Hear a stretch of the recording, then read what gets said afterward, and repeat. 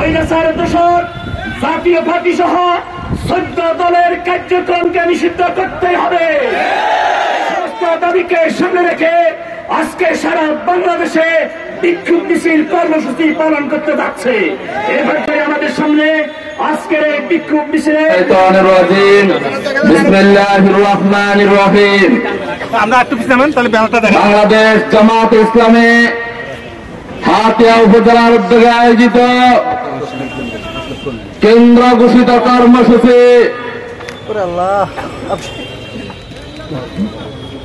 জাতীয় সনদ বাস্তবায়ন, পিআর পদ্ধতিতে উচ্চ কক্ষ এবং নিম্ন কক্ষে নির্বাচন,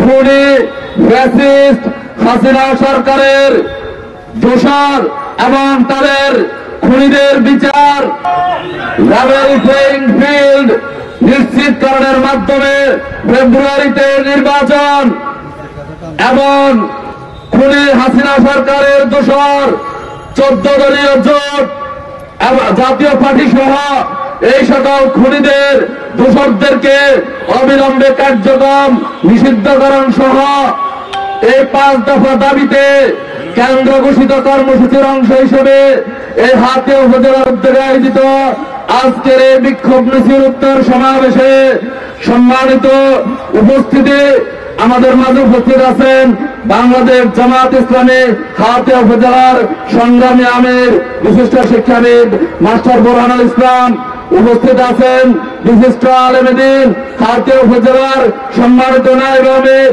জনাব মাওলানা আমির ইদ্রিস সাহেব, উপস্থিত আছেন সাবেক ছাত্রনেতা এবং বিশিষ্ট সংগঠক মাওলানা নুরুদ্দিন মাসকাত সাহেব, উপস্থিত সম্মানিত মুরব্বিয়ান ইকরাম, সম্মানিত সাংবাদিক মন্ডলী, সম্মানিত ব্যবসায়ীবৃন্দ, সম্মানিত উপস্থিতি, প্রিয় হাতিয়াবাসী, আসসালামু আলাইকুম ওয়া রাহমাতুল্লাহ। আপনারা জানেন খুনি ফ্যাসিস্ট হাসিনা সরকার বিগত 17 বছর বাংলাদেশকে জিম্মি করে রেখেছিল। বাংলাদেশকে আজকে নির্যাতন, জুলুম, অত্যাচার এবং আয়নাঘর নির্মাণ সহ বাংলাদেশকে একটি কারাগারে পরিণত করেছিল। এদেশের ছাত্র সমাজ বুকের তাজা রক্ত ঢেলে দিয়ে তার এই খুনি ফ্যাসিস্ট হাসিনা সরকারকে বাংলাদেশ থেকে পালিয়ে যেতে বাধ্য করেছে। নতুন একটি সরকার গঠিত হয়েছে।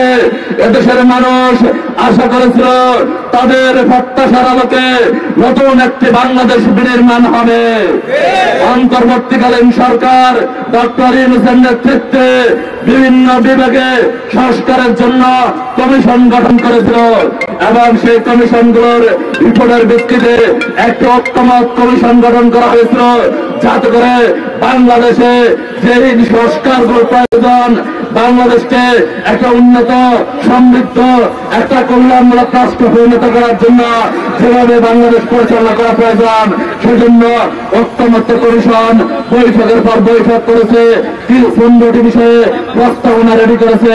কিন্তু আমরা দেখলাম একটি দল যারা নিজেরা বলে আমরা সংস্কার চাই, সংস্কারের জন্য 31 দফা তারা ঘোষণা করেছে, কিন্তু দুর্ভাগ্যক্রমে তারা এই দীর্ঘ সময় যাবৎ ঐক্য